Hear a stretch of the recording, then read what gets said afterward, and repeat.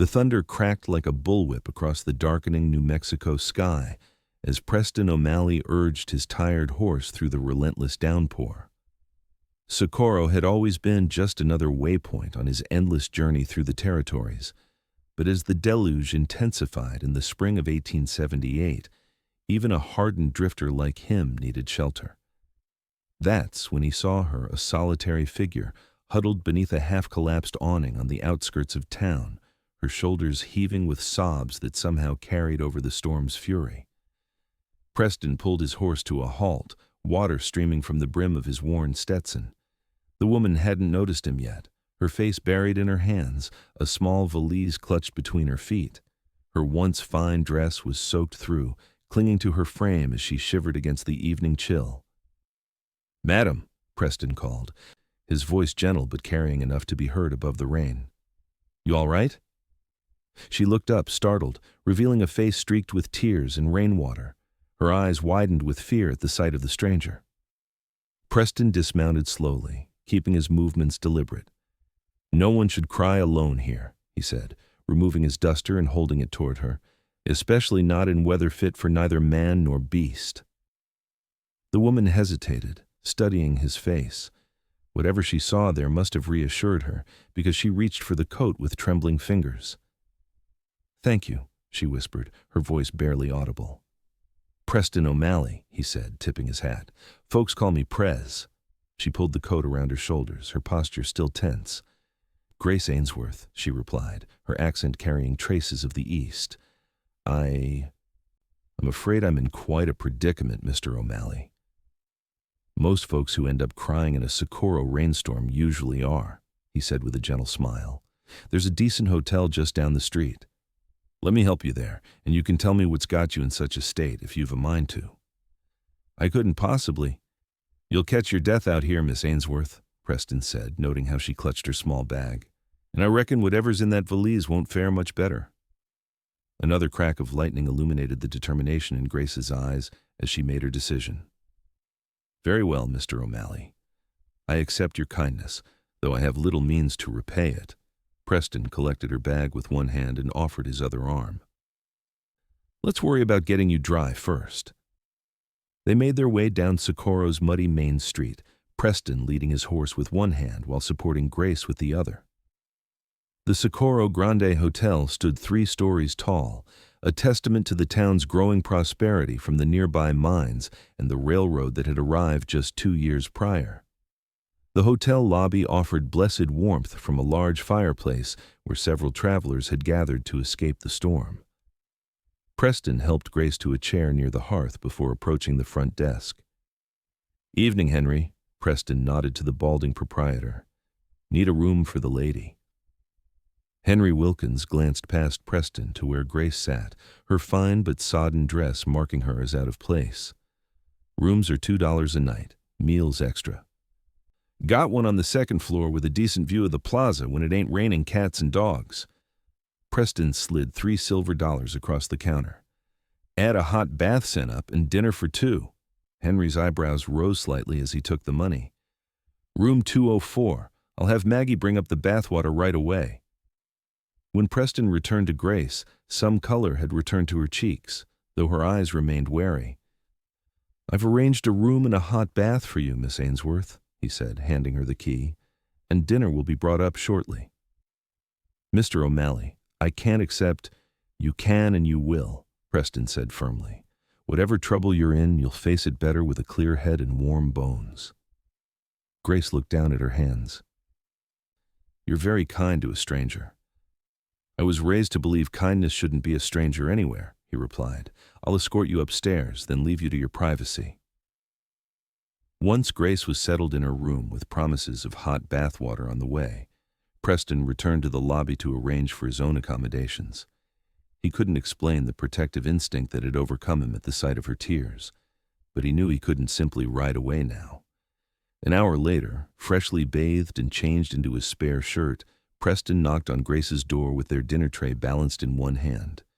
Grace opened the door cautiously. The transformation was striking. Her honey-brown hair hung in damp waves around her shoulders, and she'd changed into a simple blue dress that must have been in her valise. Without the mask of tears and rain, Preston could see she was perhaps 25, with intelligent eyes that held both gratitude and lingering apprehension. "I hope you don't mind dining in your room," Preston said. "Figured you might not be up for the public dining room tonight." "That was thoughtful," she said, stepping aside to let him in, "though I'm still not certain why you're being so kind." Preston set the tray on the small table by the window. "My pa always said a man's character is measured by what he does when no one's looking, and my ma would tan my hide if she knew I'd left a lady crying in the rain." A ghost of a smile crossed Grace's face. "They sound like good people." "The best," Preston agreed, uncovering plates of beef stew, freshly baked bread, and apple pie. "Now, Miss Ainsworth, I don't mean to pry, but a woman of your obvious breeding doesn't typically end up alone and distressed in a place like Socorro without reason." Grace took a seat at the table, her fingers nervously tracing the edge of her plate.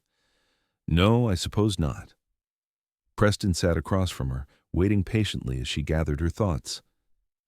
"I came west 3 weeks ago to marry a man I'd been corresponding with for nearly a year," she finally said. "Edward Blackstone. He owns claim to own several silver mines outside Socorro. We met through a matrimonial advertisement in the Boston Herald." Preston nodded, understanding dawning.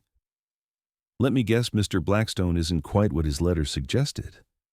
"He doesn't exist at all," Grace said bitterly. "I arrived to find that Edward Blackstone was actually a scheme concocted by a man named Victor Holloway.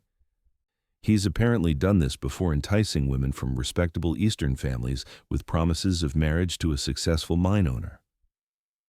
And by the time the ladies discovered the truth, they've already invested in his non-existent mines," Preston finished.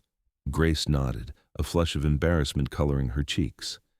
$5,000 from my inheritance, everything I had after my parents passed last winter. He disappeared the moment I signed the papers, and the local sheriff says there's little he can do. Apparently, I'm the third woman this year." Preston's jaw tightened. "This Holloway still in Socorro?" "I don't know. The hotel clerk where I was staying said he often moves between here and Silver City." She looked up, suddenly alarmed. "Mr. O'Malley, I hope you don't intend to—" "I intend to help you recover what's yours, Miss Ainsworth," Preston said simply. "Men like that give the West a bad name." "But you barely know me." "I know enough," he said. "I know you're educated, brave enough to travel halfway across the country on the promise of a new life, and too honest to have seen this swindle coming." Grace studied him with newfound curiosity. "And what do you do, Mr. O'Malley, that gives you such confidence in resolving my situation?" Preston hesitated. "I've had various occupations. Currently, I track things and people for those willing to pay." "A bounty hunter?" she asked, her voice rising slightly. "Of a sort, though I prefer more legitimate work these days," he clarified. "I spent some time as a deputy in Colorado. Now I mostly find missing livestock, occasional runaway spouses, that sort of thing." Grace took a small bite of stew, considering his words. "I have no way to pay you, Mr. O'Malley. As I said, everything I had went to Mr. Holloway. Let's not worry about that now. First light, I'll make some inquiries around town." Preston cut a piece of bread. "If you don't mind my asking, what were your plans after discovering Holloway's deception?" Grace's gaze fell. "I had none. The room at my previous hotel was paid through today. I was sitting in the rain trying to decide whether to telegraph my cousin in Chicago for train fare or—" She trailed off, embarrassment evident in her expression. "Well, you'll stay here while we sort this out," Preston said decisively. "And we will sort it out, Miss Ainsworth." They ate in companionable silence for a few minutes before Grace spoke again. "May I ask what brings you to Socorro, Mr. O'Malley?" "You don't strike me as a man without purpose." Preston smiled faintly. "I'm tracking a horse thief who's been working his way south from Santa Fe. Got word he might be trying to sell his ill-gotten gains here or in El Paso." "So you truly are a man who finds things," Grace said, a hint of wonder in her voice. "Most things can be found if you know where to look," Preston replied. "People, especially. They leave trails, even when they think they don't." As they finished their meal, Preston noticed Grace stifling a yawn. "You need rest," he said, standing. "I've taken room 206 just down the hall. If you need anything during the night, don't hesitate to knock." At the door, Grace stopped him with a light touch on his arm. "Mr. O'Malley Preston, thank you. I don't know what would have happened if you hadn't come along when you did." "Get some sleep, Miss Ainsworth," he said gently. "Tomorrow we start setting things right." In the morning, Socorro emerged washed clean by the previous night's storm. Preston rose early, checked on his horse at the livery, then began making his rounds of the town's establishments. The saloons wouldn't open for hours yet, but the cafe on the plaza was already busy with miners and railroad men grabbing breakfast before their shifts. Preston slid into a seat at the counter beside Sheriff Jim Baxter, a man he'd dealt with on previous visits to Socorro. "O'Malley," the sheriff nodded in greeting.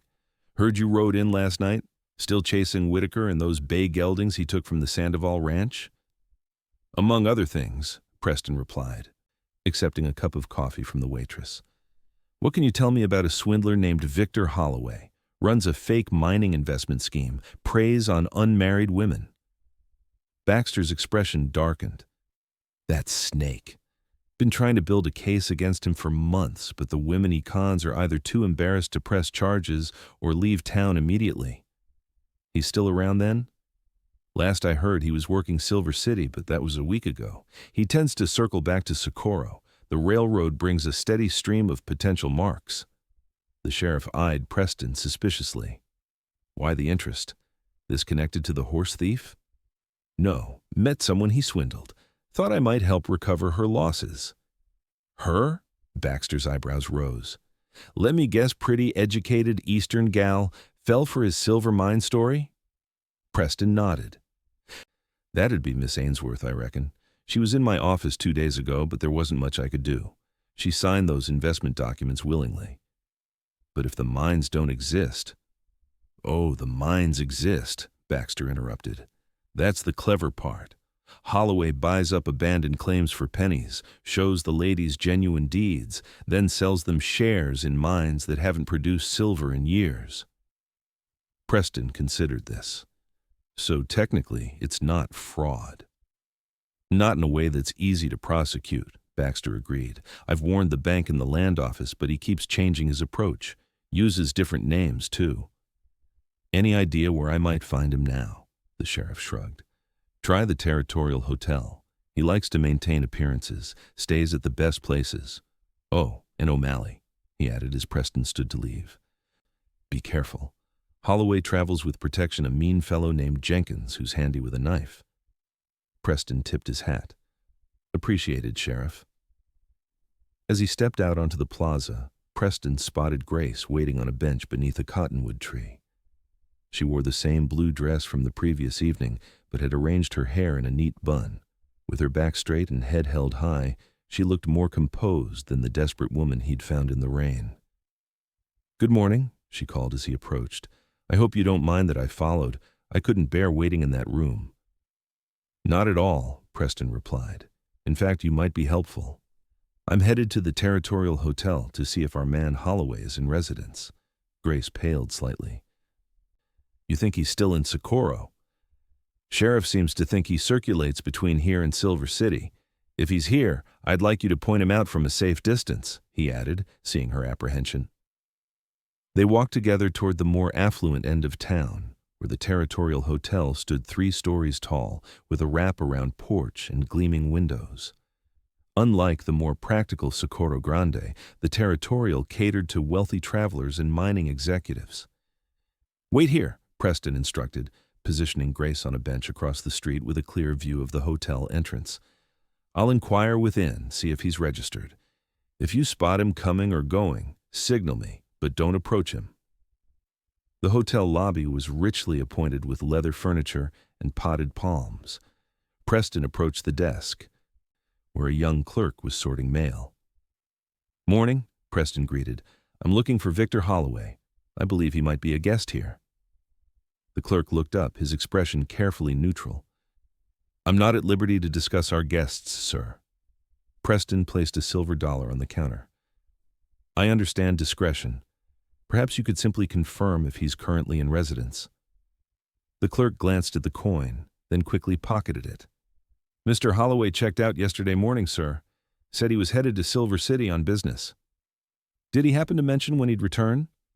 No, sir, but he left his trunk in storage, so I expect he intends to come back. Preston thanked the clerk and returned outside, where Grace waited anxiously. He left yesterday for Silver City, Preston reported, but left his belongings, suggesting he'll return. Grace's shoulders slumped. So we've missed him. For now, Preston acknowledged, but this gives us time to prepare. Let's visit the land office and see exactly what you purchased. The Socorro County Land Office occupied a small adobe building near the courthouse. Inside, a bespectacled man named Peterson helped them locate the records of Grace's transaction. Here we are, Peterson said, laying out a deed and several documents. Miss Ainsworth purchased a 40% interest in the Esperanza mine, about 12 miles southeast of town. Preston examined the papers. Is this mine currently operational? Peterson adjusted his glasses. Not to my knowledge. The Esperanza played out back in 74, 75. I believe it was one of the properties the bank foreclosed on after the silver panic. And how did Mr. Holloway acquire it? County auction, about 6 months ago. Paid maybe $200 for the whole claim. Grace inhaled sharply. And I paid him $5,000 for less than half. Preston studied the location marked on the accompanying map. Mr. Peterson, would you be willing to provide a statement confirming the mine's inactive status and its actual value? Of course, the land officer agreed, though I'm not sure what good it will do you. These sales, unfortunate as they may be, aren't exactly illegal. Perhaps not, Preston said, but establishing a pattern of deliberate misrepresentation might interest the territorial prosecutor. Would you have records of other properties Holloway has purchased and subsequently sold shares in? Peterson nodded thoughtfully. I could compile a list by tomorrow. That would be most helpful, Preston said. We'll return then. Outside, Grace was visibly distressed. So it's true. I've been thoroughly duped. Yes, but now we know exactly how, Preston said, and knowing his methods gives us an advantage. They spent the afternoon gathering more information about Holloway's activities in Socorro. At the bank, they learned he had withdrawn most of Grace's money immediately after the transaction. At the newspaper office, they discovered he had placed matrimonial advertisements under various names over the past year. By evening, they had pieced together a clearer picture of the swindler's operation. Over dinner at the hotel restaurant, Preston outlined what he'd learned. Holloway's clever, he admitted. He stays just within the law. He actually owns these worthless mines, so technically he can sell shares in them. He never explicitly promises they'll produce silver, just implies it strongly. Grace pushed her food around her plate. So there's no legal recourse? The law might be slow to help, but that doesn't mean we're without options. Preston leaned forward. I believe he'll return to Socorro soon. When he does, we'll be ready. What do you propose? A slow smile spread across Preston's face. I propose we give Mr. Holloway a taste of his own medicine. Over the next 2 days, Preston and Grace refined their plan while waiting for Holloway's return. They visited the Esperanza mine, finding it exactly as described, an abandoned shaft with dilapidated equipment and no sign of recent activity. Peterson from the land office provided records showing Holloway had purchased 6 defunct mines and sold shares to at least 8 women over the past year. On the 3rd morning, as they breakfasted in the hotel dining room, the desk clerk approached their table. Mr. O'Malley, he said quietly, the gentleman you inquired about has returned. He arrived on the morning stage and is currently taking breakfast at the Territorial. Preston nodded his thanks.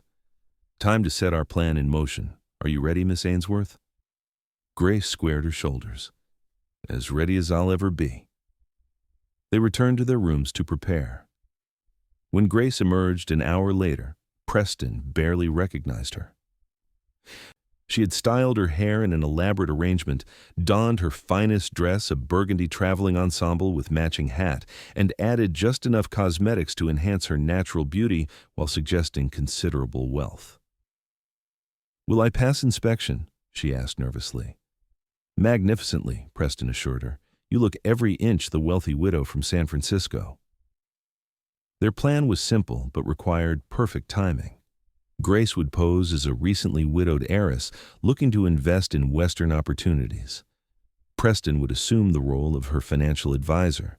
They would engineer a chance meeting with Holloway, express interest in mining investments, then gradually turn the tables. The Territorial Hotel's dining room was elegant, with white tablecloths and crystal glasses catching the late morning light. Victor Holloway was easy to spot, a handsome man of about 40, with silver-streaked dark hair, impeccably dressed in a tailored suit. He dined alone, reading a newspaper while enjoying what appeared to be a leisurely breakfast. At a nearby table sat a burly man with a scar across his left cheek, nursing a coffee while keeping a watchful eye on the dining room Jenkins, presumably Holloway's protection. Grace and Preston entered separately. Preston took a table with a clear view of both Holloway and Jenkins, while Grace requested a seat near Holloway's table. As she passed him, she deliberately dropped her handkerchief. Holloway, ever the gentleman, immediately retrieved it. "I believe you dropped this, madam," he said, rising to his feet. "How clumsy of me," Grace replied, her voice taking on a slightly different cadence than her normal speech. "Thank you, sir." "Victor Holloway," he introduced himself with a slight bow. "Recently arrived from San Francisco myself. Might I inquire if you're new to Socorro as well? I don't believe I've had the pleasure of seeing you around town." Grace offered her gloved hand. "Georgiana Astor," she said, using the name they had concocted. "Yes, I arrived just yesterday. My financial advisor suggested Socorro might offer interesting investment opportunities." Holloway's eyes lit with interest. "Indeed. What a coincidence. I happen to be involved in several lucrative ventures in the area myself." "How fascinating," Grace replied. "Perhaps you might join me. I find these Western breakfast portions rather overwhelming for a lady dining alone." Holloway needed no further encouragement, quickly relocating to Grace's table. From his position across the room, Preston watched with admiration as Grace masterfully led the conversation, dropping calculated hints about her substantial inheritance and desire for profitable investments. "Mining has always intrigued me," she said. "My late husband, God rest his soul, often spoke of the fortunes to be made in silver." "Your husband was a wise man," Holloway replied smoothly. "As it happens, I control several producing silver mines outside Socorro. The returns have been substantial." "Is that so?" Grace feigned interest. "My advisor is quite cautious about such ventures. Perhaps you could provide details I might share with him." "I would be delighted," Holloway said. "In fact, I'm conducting an inspection of one of my most promising properties tomorrow. You and your advisor would be welcome to join me." "That sounds wonderful," Grace enthused. "Oh, there he is now." She waved to Preston, who approached their table with measured steps. "Mrs. Astor," Preston nodded. "I see you've made an acquaintance already. Mr. O'Malley, may I present Mr. Victor Holloway? He's involved in silver mining and has kindly offered to show us one of his operations tomorrow." Preston extended his hand, noting how Holloway's grip tightened fractionally at the introduction. Had he recognized Preston's name? If so, he gave no other indication. "A pleasure," Preston said. "I'm always interested in examining potential investments for my client." "Of course," Holloway replied smoothly. "I find that seeing the operation firsthand often alleviates any concerns investors might have." They arranged to meet the following morning for the excursion to the mine. As they parted ways, Preston noticed Jenkins following Holloway from the dining room, casting a suspicious glance in their direction. "He's taking the bait," Grace whispered as they left the hotel. "But I'm not sure I can maintain this charade for long. He's so convincing." "That's how he succeeds," Preston replied. "Remember, we only need to keep him engaged until we reach the mine. That's where we'll spring our trap." The next morning, dawned clear and warm. Preston had spent the previous afternoon making final arrangements, including a visit to Sheriff Baxter to ensure legal backup would be available when needed. Holloway arrived at the appointed hour with a rented buggy and Jenkins following on horseback. Grace played her role perfectly, expressing excitement about the expedition while Preston maintained a facade of cautious interest. As they traveled the dusty road toward the foothills, Holloway expounded on the potential of the Southwest's mineral wealth. "Silver is merely the beginning," he assured them. "The territory holds vast, untapped resources." "And this particular mine we're visiting," Preston inquired, "what kind of returns has it been generating?" "The Esperanza." Holloway smiled confidently. 20% return on investment last quarter alone. I anticipate even better results this year with the new equipment I've installed." Preston and Grace exchanged a quick glance. Holloway was taking them to the very mine Grace had purchased shares in the abandoned Esperanza they had visited days earlier. When they arrived, Preston immediately noticed changes to the site. Where before there had been only dilapidated structures and rusted equipment, now several men worked around the mine entrance. Fresh timber supported the shaft, and a small steam engine puffed near the entrance. "As you can see," Holloway announced proudly, "we're fully operational. These gentlemen are preparing for the afternoon blast." Preston's eyes narrowed as he examined the scene. The workers moved with purpose, but something seemed off about their activities. Nothing they did appeared to actually advance any mining operation. "Impressive," Preston commented. "Mind if we take a closer look at the ore samples?" "Of course," Holloway agreed, though Preston detected a momentary hesitation. As they approached the mine entrance, Grace following behind, one of the workers emerged with a canvas sack. "Mr. Holloway," he called, "we've hit a new vein. Take a look at this." Holloway accepted the bag with theatrical excitement, pulling out a rock studded with what appeared to be silver ore. "You see? This is what makes the Esperanza special: consistent quality and quantity." Preston took the sample, turning it over in his hands. "May I?" he asked, pulling out a small penknife. Before Holloway could object, Preston scraped the surface of the rock, revealing that the silver was merely a thin coating of metallic paint over ordinary stone. "Interesting mining technique," Preston observed dryly. "I've never seen silver that can be scraped off with a knife." Holloway's expression hardened. "Jenkins," he called sharply. The burly man stepped forward, hand moving toward his jacket, but Preston was faster, drawing his revolver from beneath his coat. "I wouldn't," Preston warned. "Sheriff Baxter and his deputies are on their way. They're quite interested in this operation you've set up." Holloway's composure cracked. "Who are you people?" Grace stepped forward, her disguise abandoned. "You know exactly who I am, Mr. Holloway. Grace Ainsworth, one of your many victims. You sold me shares in this worthless mine 3 weeks ago." Holloway paled, recognition dawning in his eyes. "This is absurd. You signed those papers willingly." "Under false pretenses," Preston countered, "and we have evidence you've done the same to at least 7 other women. The territorial prosecutor is quite interested in building a case against you." Jenkins made a sudden move, but the sound of approaching horses distracted him. Sheriff Baxter appeared with 3 deputies, rifles at the ready. "Right on time, Sheriff," Preston called. "What have we here, O'Malley?" Baxter asked, dismounting. "Fraudulent representation for starters," Preston replied. "These gentlemen are staging a mining operation to swindle investors, and if you check that bag of ore samples, I believe you'll find evidence of deliberate deception." Within minutes, Holloway, Jenkins, and the fake miners were in custody. The sheriff's search revealed not only the painted rocks, but also several sets of falsified production reports and a list of potential investors, all women that Holloway planned to target next. As the prisoners were led away, Baxter approached Preston and Grace. "The prosecutor will want statements from both of you. And Miss Ainsworth, I can't promise you'll recover your money, but we'll certainly try." "Thank you, Sheriff," Grace said. "Even if I don't get my funds back, preventing others from being deceived is satisfaction enough."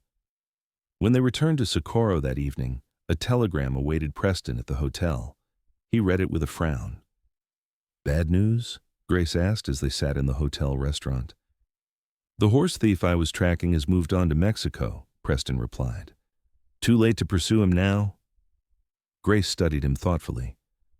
"So your business in Socorro is concluded?" "It appears so." Preston folded the telegram, aware of a strange reluctance to leave that had nothing to do with his original mission and everything to do with the woman sitting across from him. "What will you do now?" he asked, changing the subject. "Return east?" Grace shook her head. "I don't think so. There's nothing for me in Boston anymore. The sheriff believes the bank may recover some of my investment, enough perhaps to make a fresh start. Here in Socorro? Perhaps," she said. "I've grown rather fond of the place, despite my unfortunate introduction to it." Preston smiled. "It has its charms." They fell silent, the unspoken question of his departure hanging between them. Finally, Grace spoke, her voice soft but determined. "Mr. O'Malley Preston, I want to thank you properly for everything you've done, not just helping recover my money, but for stopping that night in the rain, for saying what you did." "And what was that?" Preston asked, though he remembered perfectly. "You said no one should cry alone," she reminded him. "It was exactly what I needed to hear at that moment." Preston reached across the table, tentatively taking her hand. "Grace, I've spent most of my life wandering from one job to the next, never staying anywhere long enough to put down roots. But these past few days—" "Yes?" she prompted when he hesitated. "These past days have made me wonder what it might be like to stop wandering." A slow smile spread across Grace's face, lighting her eyes in a way that made Preston's heart skip. "Are you saying you might consider staying in Socorro a while longer?" "I'm saying I might consider staying wherever you are," Preston admitted, "if that wouldn't be unwelcome." Instead of answering immediately, Grace squeezed his hand. "There's a position open at the Socorro Library. The previous librarian left to get married last month. With my education, I'm qualified. It doesn't pay much, but—" "It sounds perfect for you," Preston said, "and I hear the sheriff's office is looking for another deputy," Grace added casually. "Someone with experience tracking things and people." Preston laughed softly. "You've been making inquiries." "I may have mentioned your background to Sheriff Baxter," she acknowledged with a slight blush. "He seemed quite interested." "Did he now?" Preston mused. "And when were you planning to share this information with me?" "I was waiting for the right moment," Grace admitted. "I didn't want to presume." Preston looked into her eyes, finding hope there that matched his own. "Grace Ainsworth, would you allow me to court you properly? Not as your rescuer or partner in schemes against swindlers, but simply as a man who finds himself unable to imagine riding away from Socorro from you without knowing what might develop between us." Grace's eyes shimmered with unshed tears, but these were nothing like the ones that had drawn him to her that stormy night. "I would like that very much, Preston O'Malley." Over the following weeks, Socorro witnessed the blossoming of an unexpected romance. Preston accepted the deputy position, bringing his tracking skills to the sheriff's office while establishing his first permanent home in years, a small but comfortable house on the edge of town with a view of the mountains. Grace thrived as Socorro's new librarian, introducing reading programs for children and ordering books that reflected the territory's diverse population. Her Eastern education and natural warmth made her popular among the townspeople, who quickly forgot she had ever been one of Holloway's victims. Preston courted her with a sincerity that surprised even him. They took Sunday rides into the countryside, shared meals at the cafe, and spent evenings on Grace's porch discussing books and dreams. For the first time in his adult life, Preston found himself thinking about a future that extended beyond the next job or the next town. By autumn, as golden cottonwood leaves drifted across Socorro's plaza, Preston had saved enough to purchase a modest diamond ring. On a crisp October evening, he took Grace to the spot where they had first met, now transformed by fair weather and his own renovations into a small garden with a bench. "I can hardly believe this is the same place," Grace said, admiring the climbing roses he'd planted against the rebuilt awning. I wanted to change the memory, Preston explained, so when we passed by, you'd remember something beautiful instead of that terrible night. Grace turned to him, her eyes soft in the fading light.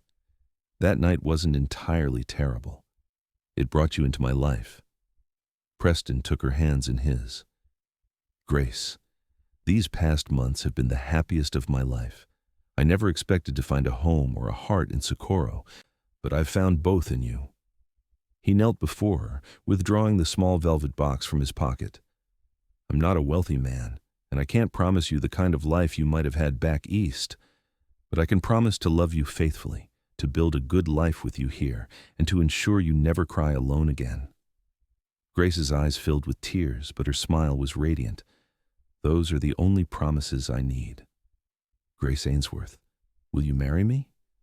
Yes, she whispered, with all my heart, yes. They married in the Socorro church the week before Christmas, with Sheriff Baxter standing as Preston's best man and the town's schoolteacher as Grace's maid of honor. The entire community turned out for the celebration, embracing the unlikely couple whose romance had begun in a rainstorm. As a wedding gift, the townspeople presented them with the deed to a small parcel of land outside town, actual productive land with water rights and good soil, not a played-out mine. For when you're ready to build something bigger, Sheriff Baxter explained with a wink. That night, as they danced under paper lanterns in the town hall, Preston held his bride close. Happy, he murmured against her hair. Happier than I ever dreamed possible, Grace replied. When I came west seeking a new life, I never imagined finding it like this. Sometimes the best things find us when we're not looking, Preston said, like a woman crying in the rain. Grace laughed softly. Or a cowboy with a kind heart and a spare coat.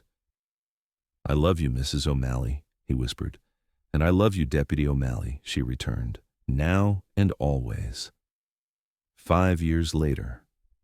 The O'Malley Ranch outside Socorro had become known for its hospitality and fine horses. Preston had discovered a talent for breeding and training quarter horses, while Grace divided her time between the ranch, her continued work at the library, and caring for their 2 children, 3-year-old Samuel and infant daughter Elizabeth. The house they had built on their wedding gift land stood 2 stories tall, with a wide porch where they often sat in the evenings watching the New Mexico sunset paint the mountains in shades of gold and purple. It was on this porch, on the 5th anniversary of the night they met, that Preston presented Grace with a leather-bound journal. "What's this?" she asked, turning the beautiful book in her hands. "Open it," Preston urged. Inside, in his surprisingly elegant handwriting, was the story of their meeting, how he had found her crying in the rain and spoken the words that began their journey together. "I thought our children might like to know the story someday," Preston explained, how their father found their mother crying in the rain and how those tears led to the greatest happiness of his life. Grace leaned against his shoulder, watching their son playing with wooden blocks on the porch floor while their daughter slept in her cradle nearby. "Do you ever miss it?" she asked quietly. "The wandering life?" Preston looked out over the land they had cultivated together, at the home they had built and the family they had created. In the distance, a summer storm was building over the mountains, lightning flickering within dark clouds, not unlike the storm that had brought them together. "Not for a moment," he said truthfully. "Everything I want is right here." As if to punctuate his words, little Samuel toddled over with a block clutched in his chubby hand. "Papa build," he demanded, his serious expression so like his father's that Grace couldn't help laughing. Preston lifted his son onto his lap. "What shall we build, partner?" "Big house," Samuel decided, "for horses." "A barn," Preston suggested. "That's a fine idea. Maybe tomorrow we'll ride out and pick a spot for a real one." "The Esperanza land is for sale again," Grace mentioned casually. "The bank finally foreclosed on it completely. Not for the mine, of course, but it's good grazing land." Preston raised an eyebrow. "Are you suggesting we buy the property that was at the center of Holloway's scheme?" "Poetic justice, don't you think?" Grace smiled. "Transform something that represented deception into something honest and productive." We could expand the horse breeding operation. Mrs. O'Malley, you continue to surprise me, Preston said admiringly. I'll ride out tomorrow and have a look. As darkness fell and the distant storm drew closer, they moved inside. After putting the children to bed, they returned to the porch to watch the approaching rain, wrapped in a single blanket against the cooling air. I never thanked you properly, Grace said suddenly. For what? For teaching me to trust again. After Holloway, I thought I'd never be able to believe in anyone's good intentions. But you showed me that genuine kindness still exists in this world. Preston drew her closer. And you showed me that sometimes a man needs to stop running long enough to find what he's really been searching for. The first heavy drops of rain began to fall, pattering on the roof above them. Unlike that night in Socorro years before, this rain brought no sorrow, no desperation. Instead, it nourished the land they loved and the life they had built together. As the shower intensified, Preston stood and offered his hand to his wife. "Shall we go in, Mrs. O'Malley?" Grace smiled up at him, taking his hand as she had that first night. "Lead the way, Deputy. You've never steered me wrong yet." They stepped inside their home, closing the door against the storm, secure in the knowledge that whatever weather life might bring, they would face it together, the woman who had once cried alone in the rain and the man who had stopped to ensure she never would again.